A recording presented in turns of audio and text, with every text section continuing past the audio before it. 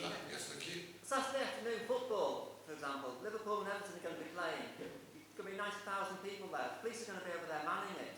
Perfect time to go to Pensley, as the chap there was saying, and rob a house there. There's going to be no one over here. And another thing, you said you're going to look at scooters. Someone's riding a scooter without a helmet on. You're not going to chase them, are you? You're not allowed to. Okay. Okay, I think the point has been made. So, big events over on the other side, is that going to denude Wirral of protection or the support? When you've got any big event, football match or aim tree, you will use resources, and it's always been the case, always, not just now, it's always been the case. You will take resources from across the force to police a particular event. That's always been the case, and always been the same. We have a central resource unit called the Force Resource Unit who decide where they're going to take people from to police an event. Now, for example, we took them from all around the force to police. The open in 2006, so they all came here. When an entry happens every year, police from the Wirral go over there. It's always happened, and it always will. It's about moving people around to where they need it most, so that we can try and keep as many people as safe as possible, and that's what we will do, and always do.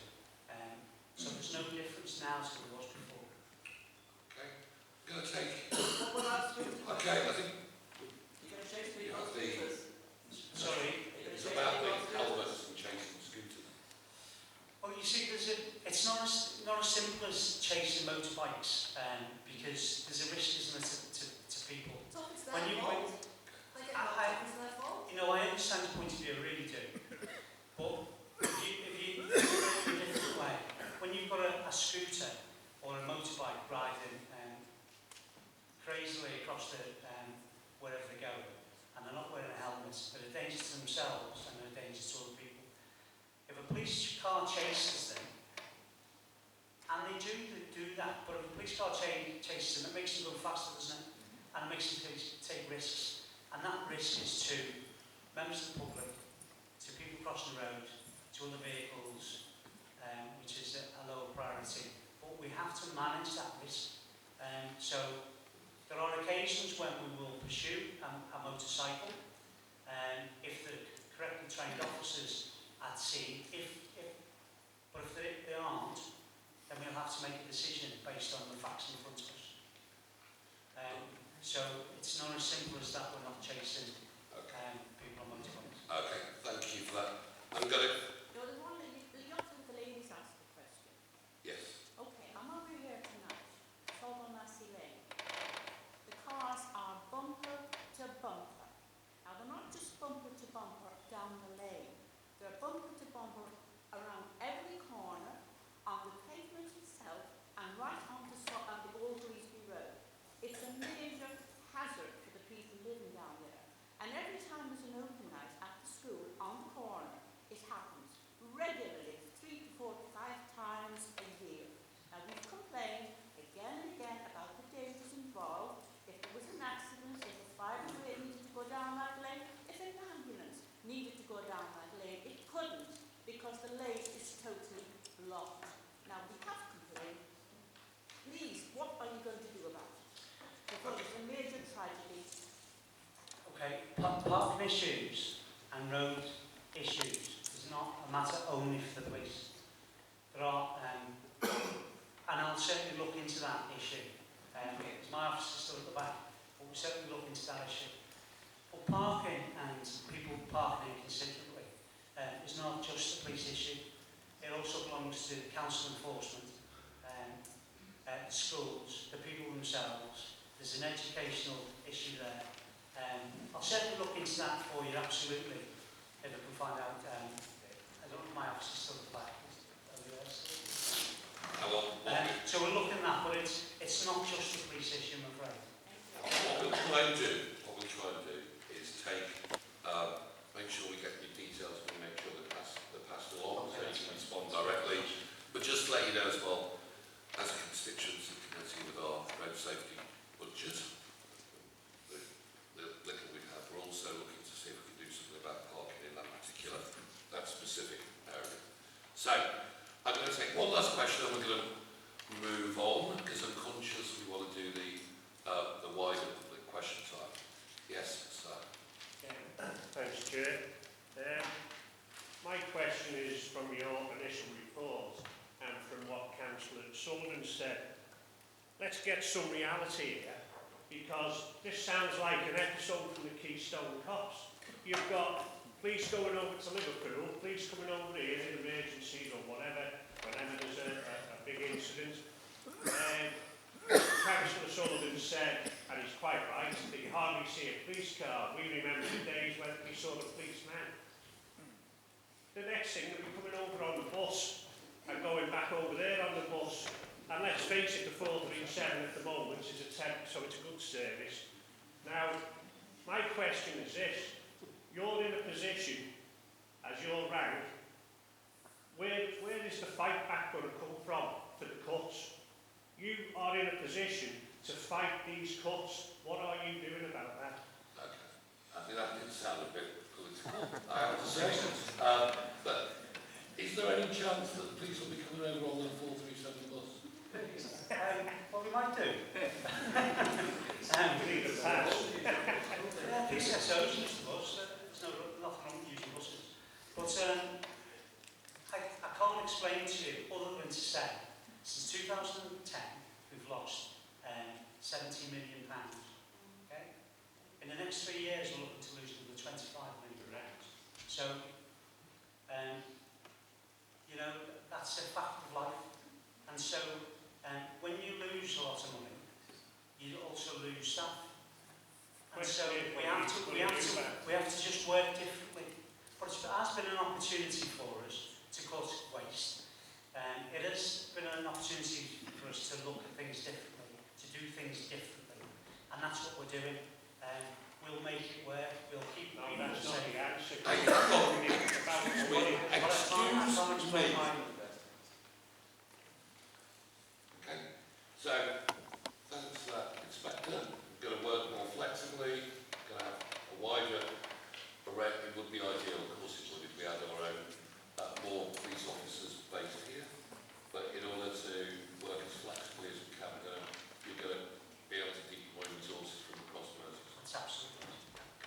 All right. Well, thank you very much. It was we had 10 minutes for this on the agenda, so it's. So I'm glad you were here. I'm sure you're glad you came. So thank you very much for your time. And I would like, just on behalf of myself and I hope the committee and the people that are here, thank you and the police for all you do in terms of keeping us safe from harm, threat, and managing the risks to our property and person. So thank you very much. Thank you. Okay, next item I have here is reflections on constituency working. So, okay. Well, I think sometimes I was quite keen that we actually reflect, given that the pause in funding that's been announced to the constituency committee. I thought it was sometimes worth taking it to sometimes reflect on the work that's been done. So Jane, you're going to just take us through I'm going to this. stand up, is that okay? Can everyone hear me? I've got quite a loud voice. It's a bit, we've got a microphone. I'll have to do it. Okay, so hopefully everyone can see that slide. There's a couple of screens as well, so you can see the slides. It's mainly photographs. So, as the chair said, what I wanted to do, we've been doing constituency work for a number of years now. I know there's a lot of new faces in the audience who haven't necessarily been to constituency committees before. So this will give you a bit of an overview of the work that our team do, and also for councillors on the committee and our community reps to see kind of the things that we've been involved, which don't always get discussed at the committee. A big chunk of our work is related to what the committee does and work with councillors, but we also do a wide range of other things. So as I say, constituency committee is a really big part of our role. In the team there's myself and Helen, who's at the back, Helen, who's an engagement officer, and we cover the Wirral West area. So you can see a map there, the 5 wards, Hoylake and Mells, West Kirby and Burgess-Joyce, Greasby, Franklin, Irby, Pensby and Thingle and Upton Ward. very diverse ward, a fantastic ward in terms of assets and people and community groups, so we feel very privileged to work in this constituency area. So a lot of our work, as I say, is with local councillors, and we have regular contact around local issues. One of the big kind of, I suppose, achievements or big strands of our work over the last few years has been the allocation of small grants through the Wirral West Community Fund, and 30, 40, 50 projects a year for the last 4 years, small grants of up to £1,000, which, similar to what we were discussing before with your Wirral report, you know, all of which make a big difference in small ways.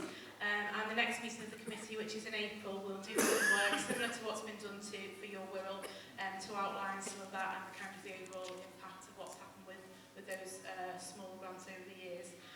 Photographs you can see there from the Festival of Fairs, which happens annually in Hoylake and Mel's Ward, which is a really fantastic growing arts festival that's going from strength to strength.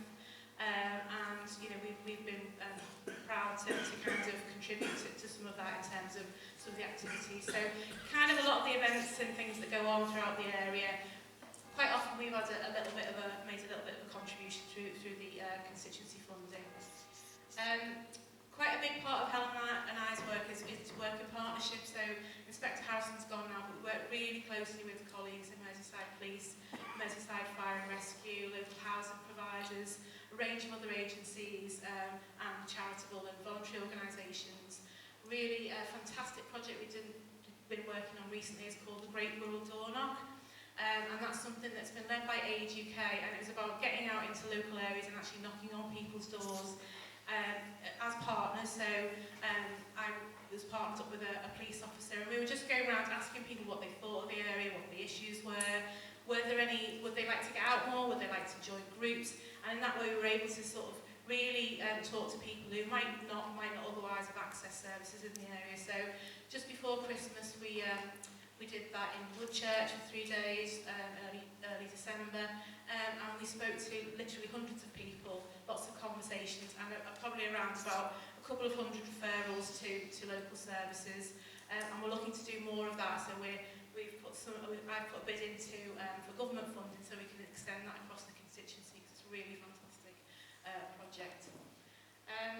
We get involved in quite a lot of work around antisocial behaviour, so the committee's had some funding over the last couple of years to do that, and that's been really key in terms of us getting involved with police and our antisocial behaviour team, which is a council team, to think about different ways of tackling antisocial behaviour, and actually to think about getting ahead of the problem. There's more detail in my constituency report, which we probably won't have much time for later, but we're doing a really fantastic project in Woodchurch, which is where one of the primary schools is working with years 5 and 6, who are with kids who they're not involved in antisocial behaviour as yet, but they really are at risk of kind of getting involved. And they've been working with mentors, and it's called the Little Brothers Project. So they've got really good role models who are working with them on a weekly basis to give them really, good role models. So that's a really good project.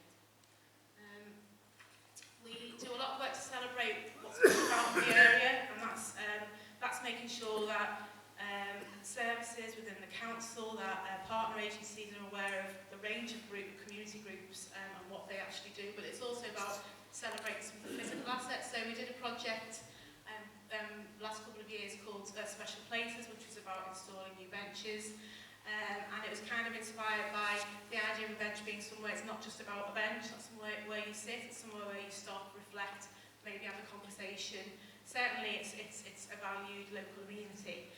So we're well on with that now. We've probably put in, Helen will tell me, what I think is between 6 or 7 already of those benches are already in situ, and we're working on the rest. So we've really enjoyed that, because I think people have really valued having those new benches in place. Road safety schemes, we've done a lot of work over the last few years around road safety, and that's where this panel of members, we get together and we've prioritised local road safety schemes with a small amount of funding that we've had, but we've made that go quite a long way in terms of the schemes that we've funded. And it's things like a junction protection, so we were talking about Sullivan Lane before, So where people are parking on corners and causing sightline issues, or it could be other things. So again, in my substantive report, there's a lot of detail about that, but that's been a really key part of our work.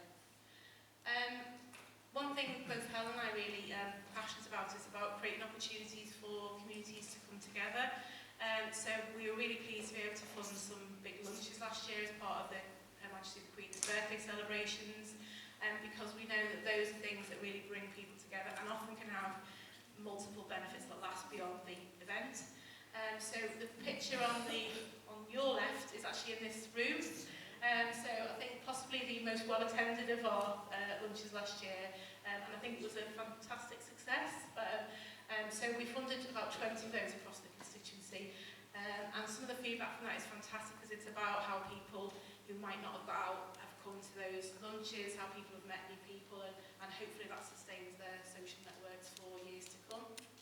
Another thing that we do that's not always discussed at the committee is we get involved in quite big projects and developments where there's a role for someone to kind of bring different parties together or to identify funding. So you can see there that is a play area being built on Church, and the team has been very much involved in that, working with the community to make that happen.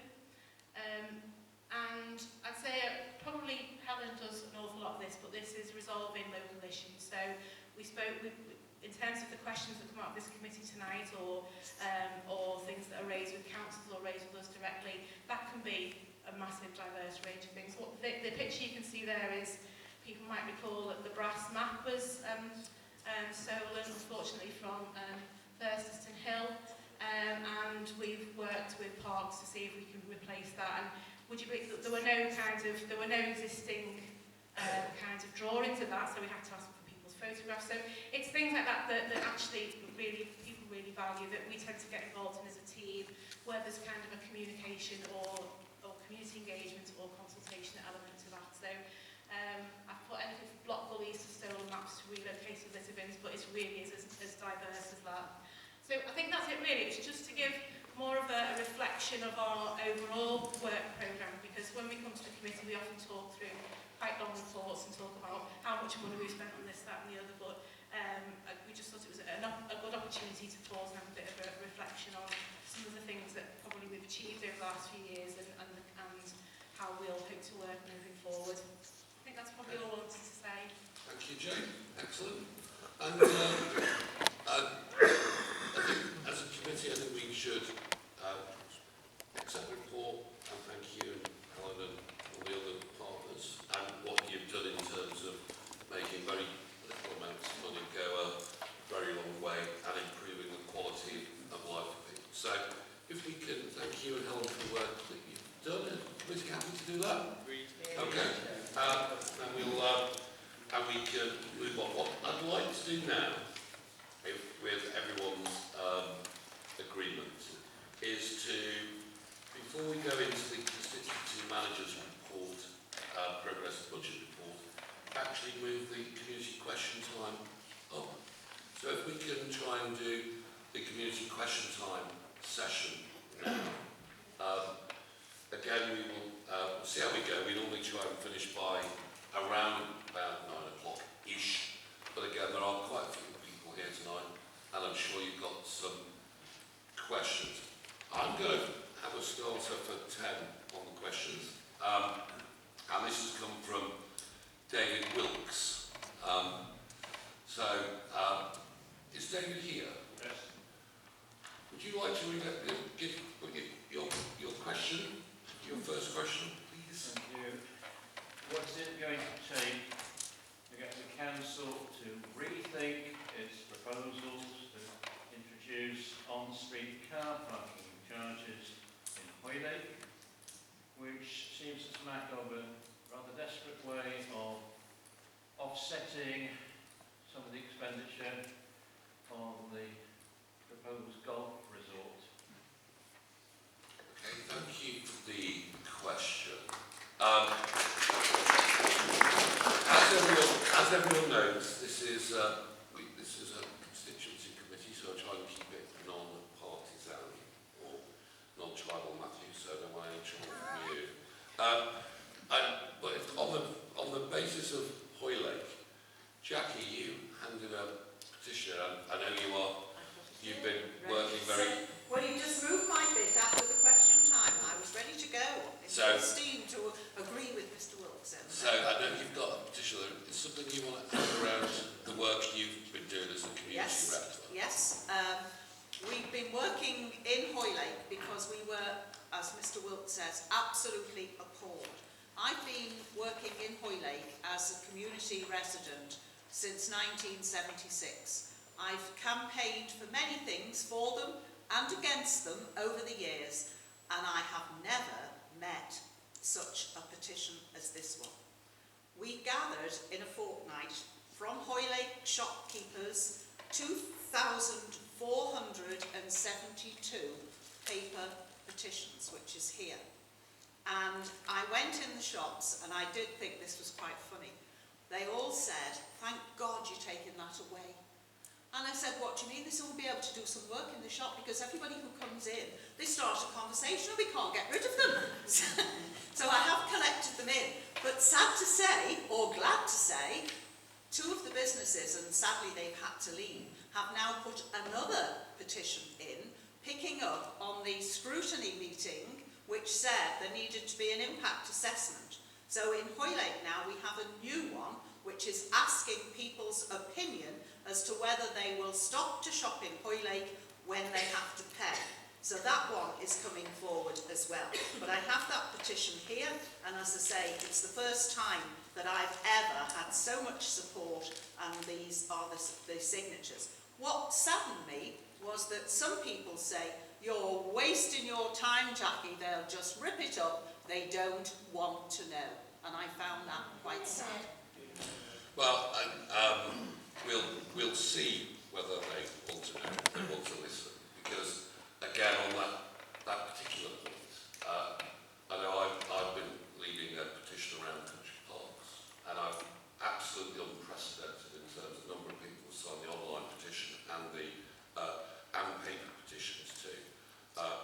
Must be up to about 9,000 now.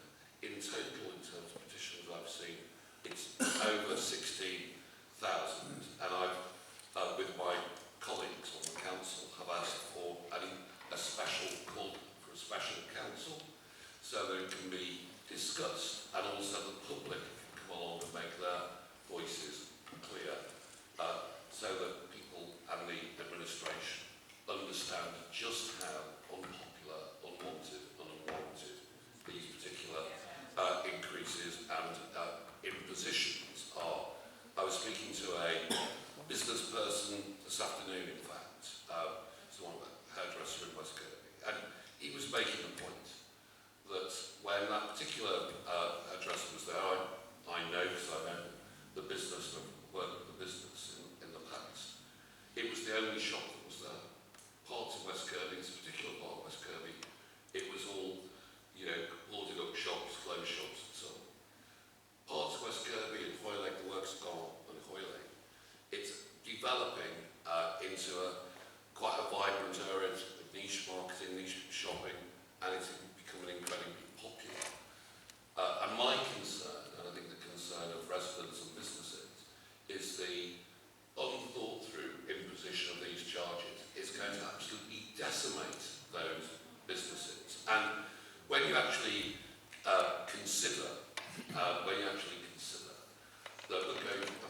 spend 600,000 for a golf resort that will bring in 100, 150 jobs, we're quite happy to spend 80,000 to send someone to France to see about investment to bring in more jobs. It is extraordinary that the council will then think of putting in parking charges that could wipe out a whole series of businesses. It just isn't joined up, in my opinion. So thank you very much for the question. Have you got any more questions? I would like to add to that, because the way Birkenhead is now, I don't go shopping today, purely because of the parking. And as you say, I strongly agree that it will decimate businesses in Hoylake as well. And most people, like myself, will probably have to go to Cheshire Oaks or Bromborough, where you don't have to pay for parking.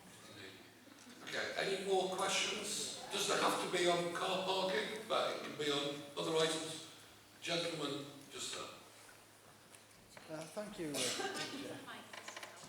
Thank you. I must say, I'm actually an infiltrator here tonight. I'm from your neighbouring ward, actually living in Thornton Huff. You're very welcome, nonetheless. Thank you very much. Of course, of late, the council spent a considerable amount of money top dressing the roads throughout the Wirral. And within 24 hours of this tarmac and chippings being put down, it was starting to come off. And if you drive anywhere where it's been redone, wherever there's a road junction coming into one of the roads that's been resurfaced, anything between 30 and 90% of that surface is actually off. And the worst road I have come across is the first 200 yards of, oh dear, what is it? Off Barnston Road, going up towards the little Sainsbury's on Pensbury Road. There, before they actually resurfaced that, it was full of potholes. They haven't filled the potholes, and within 3 days, 90% of that road surface was off. And the question I'm asking now is, obviously that contract has probably been paid now. Are they going to be asked to come back to rectify their poor quality of work? I think that's a fantastic question, because it demonstrates that we have got the money and we are spending it, but not necessarily very well. And you'll be delighted to know that Stuart, who's one of the is the cabinet member for highways and has a direct responsibility in this area. And maybe, Stuart, if you could, I know the gentleman's from Thornton Huff, but he did talk about a constituency road. So is there a reason about why we're doing this, but it's all fallen apart after a day or two? I don't know about Thornton Huff in particular, but what I will do is I'll take your details, or leave details on, I'll make sure I'll get a detailed response to yourself. Just Thornton Huff, I'll get the response to yourself and to the rest of the committee. But there are locations across Wirral where the surface dressing has failed, and the contractors will be coming back free of charge to rectify it. I know Cherry Palmer, one of our local councillors, has said there's been a lot of complaints about it. And that be Councillor Sullivan, because he's the councillor in Pensbury. I'll answer that. You're right, you're absolutely right. The road servicing has been appalling. We've got cases in my ward, Airby Road, Marks Way, within weeks. What I've been told by the road manager, Mark Trainer, the stuff that was put down, the tarmac macadam, there's been big faults with it. There's been found that there's major faults. And what I've been told as a ward councillor is that Nuttall, who are the contractors, are contracted to come back and make good the road surfaces and they are appalling. In my opinion, every road is actually dangerous now. Yes. It's gone right down to below the surface that was there before they even started. Yes, I agree with you. So it's very concerning. But Nuttall are contracted. Now, what I've been told is they're coming back in the summer because the weather is that bad at the moment that they can't come back at the moment because of the ice and the cold. Yeah. So as soon as the weather picks up, they are coming back. And I would say to any of the audience, if you've got anywhere at all in your wards which is the same as this, and it is bad, it really is bad, you need to contact us. You need to contact your local councillors and the council, both, but certainly your local councillors. If you've got good local ward councillors, they will act on your behalf. So it is being handled, and they are coming back, and there's no charge whatsoever. They are making it right. It is the stuff that they've put down. They've found major faults with it. So that's certainly, it's Milner Road and Barnston Road was the worst. Yeah, which is that's Pensbury Ward. Thank you, Mike, and thank you for, if you don't mind me saying, a better answer from you, Mike, than it was from the cabinet member, but that's just the ambiguity.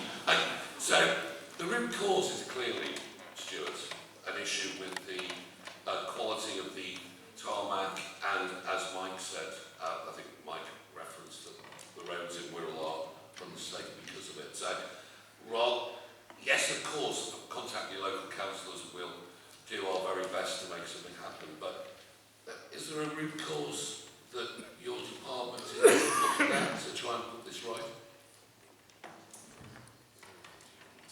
be fair, Jeff, the subcontractors that have done the work, they've had issues with other authorities as well, you know, the same sorts of issues.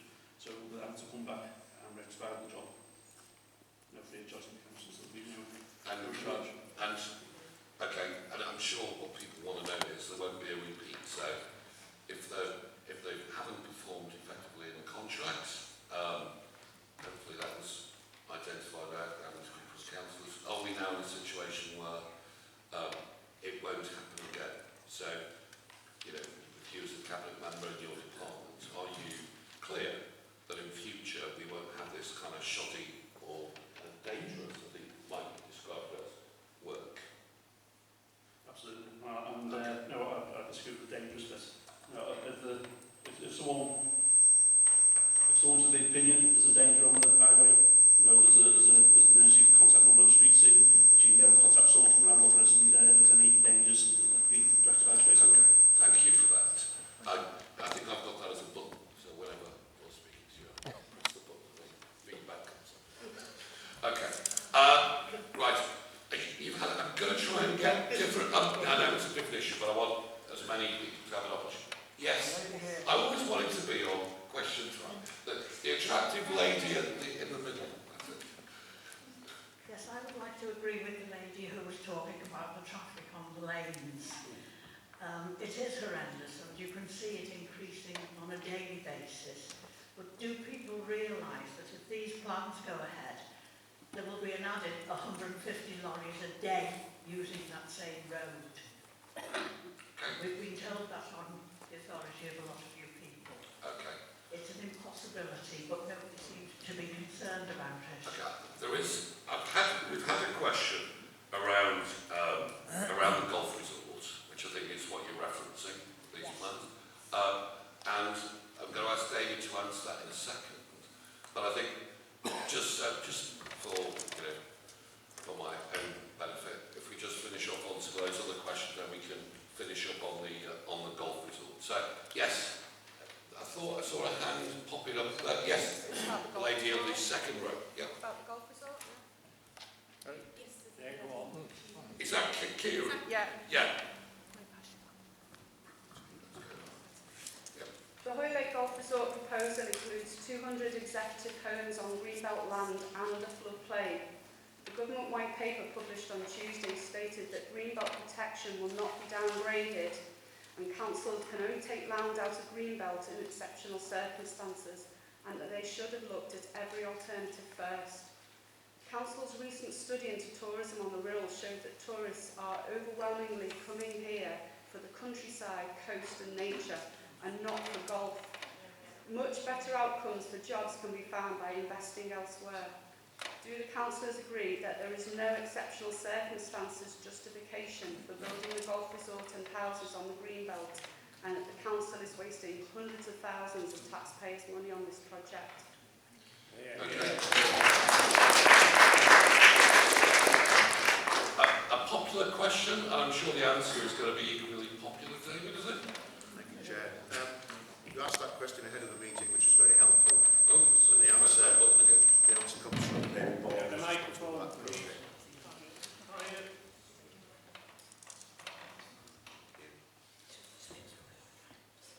Thanks. You asked the question ahead of the meeting, which was helpful, and the answer comes from David Boult. The proposal is under development. The actual proposal doesn't alter the boundary of the Greenbelt. The land remains Greenbelt. What it does is require the developer to demonstrate the very exceptional circumstances if those homes were built as part of the project. And it's for the developer to do that when we bring the project forward, to demonstrate that there are very exceptional circumstances for the housing part of the development to make the development work. How can it remain Greenbelt with 200 houses on it? Well, it remains designated Greenbelt. The approval will be given for exceptional development within the Greenbelt or not, as the case may be. Okay. Let's not get into a sort of bickering just yet. But what I'd like to do, the lady who asked the original question, just to come back. And can we get a microphone for David, because otherwise it's going to get a bit weird. Yeah. So. With respect, I don't think you answered. With respect, I don't think you answered the question. she said she didn't think he answered the question. I So. don't think you answered the question. You're just saying it's the developer to prove it, but this is being promoted by the council, and they're saying that the developer has to prove these exceptional circumstances, yet the council is promoting it. What do the council think are going to be the exceptional circumstances?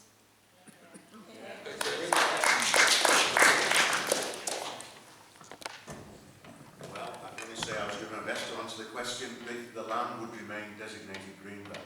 It's true that council officers currently are bringing the scheme forward for consideration. The decision on whether the planning is given is a planning function of the council, which is entirely separate from the council's other functions. And clearly the elected members play a part in two ways in this. They play a part, some of them on the planning committee when they look at planning applications, which is where a developer would have to demonstrate that exceptional need. And they also play a wider role in approving what officers are bringing forward. And currently we are continuing to develop the scheme, but that's an entirely separate process from the planning. The land remains designated as a green belt, and just as with the fire station application which you have in this area, it's the applicant who has to demonstrate to the planning committee the very exceptional circumstances to developing green belt, and for the planning committee to consider those circumstances. It is an entirely separate process from council officers working on schemes. As somebody who worked on the school schemes for 22 years, when school schemes went to the planning authority, it was an entirely separate group of people who dealt with them, processed them, and put them to the planning committee. So it is a dual function of the council. Okay, what I want to do, because again, people will have views for and against around the actual idea. But I know there's been a kind of issue about just how independent the planning committee is in terms of the decisions it takes and so on. So what I was going to do was ask Dave Elderton, who I know is along the well-respected members of the planning committee. I know you've got views just generally about whether this is a good use of money, but particularly around the planning issues, Dave, if that's possible. Yes, as a member of the planning committee since the year 2000, I've been on the planning committee for 16 years now. I've been chairman on 3 occasions and I'm currently spokesman and have been for the last few years now. There is no question about it that the planning committee will make the decision based on the information put before them, and any refusal or approval will be based purely on planning grounds. I've personally been involved in a number of occasions where the officers of the council have recommended a particular development should go ahead. I have moved refusal for it. I had all party support for that refusal, and we have actually refused it. As you will probably know from a recent chain of events, the fire station on the end of Sullivan Road in the Greenbelt area, that was recommended for approval by officers. I was the one who made the move to refuse it. I was the one who received partial all-party support, and that application was refused because I thought, and the people who supported me thought, that the extra special circumstances based on the benefits that might accrue from the new fire station was not sufficient grounds for overturning Greenbelt policy. I still strongly believe that, and I can assure you that if and when an application for this golf resort comes before any planning committee, I will deal with it in a similar, totally unbiased manner and deal with it purely on planning grounds. I have never been leaned on, as some people think I might be, by council officers to vote a particular way. I would not allow myself to be leaned on. So I can assure you, if and when a decision on a planning issue related to the golf resort is brought before planning committee, I will deal with it in a proper legal manner, because in fact the planning committee is not just a committee of the council, it is a quasi-legal process which has to be done totally above board, totally without bias, totally without any sort of interference, and that is what I will ensure happens if and when this comes to planning committee. Okay, thank you. Whether you, again, I just wanted people to be aware, because I had seen this thing that the council's put it forward, therefore it's bound to go through. I think I just wanted, as a bit of civics, if you like, just to remind people and to have evidence that the planning committee acts completely separately and must only act on the evidence. And my experience, whilst I might disagree with it on occasion, that's what it tends to do. And again, tends to be non-partisan, mostly in those sort of terms.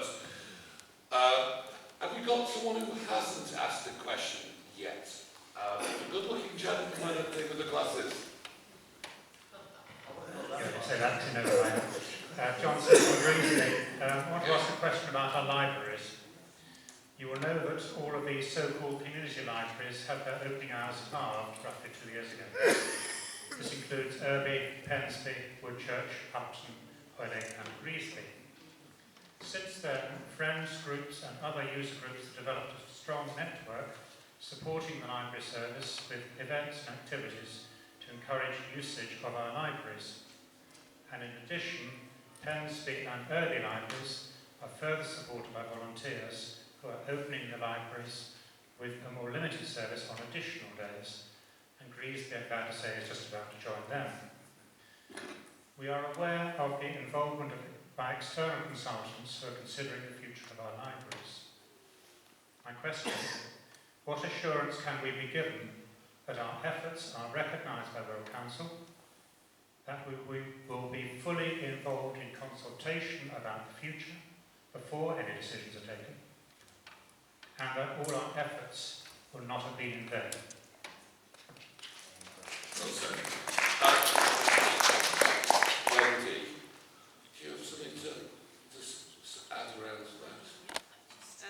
Here we are, I think we... Shall I just move side? There we go. Thank you. Chair, I'd like to echo that question really. I think the two libraries in our ward of Irby and now Greasby are taking very proactive action to safeguard the library, but we need to know whether the council is going to be working with us or against us, and it really would be nice to know that the people who've put in so much effort are going to be consulted properly. Okay, thank you for that. We're very fortunate on this constituency committee because we have lots of talented and able people who are members of the Labour cabinet. And I was thinking on this one, Matthew, because there is that community link, whether you can tell us what the administration's thinking is around this. It's a spurious link, but I'll do my best. And I think, given we have heard a few political things tonight, I think it's important to set out the context in which all of these things are happening. And when I hear comments like, are the council with us or against us, I think it's really important that everyone in this room understands that over the next 5 years, there's £132 million which has to be taken out of the budget that is spent by Wirral Council.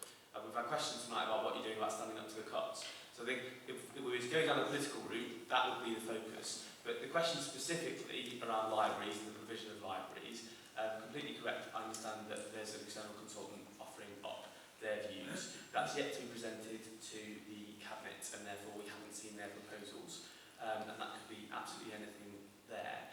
I want to ensure, and my portfolio is communications and community engagement, I would want to ensure that before we did take a decision, that we took on board the contributions of our existing volunteers. And I know a number of councillors around this table do put a lot of effort and time into their local libraries as well.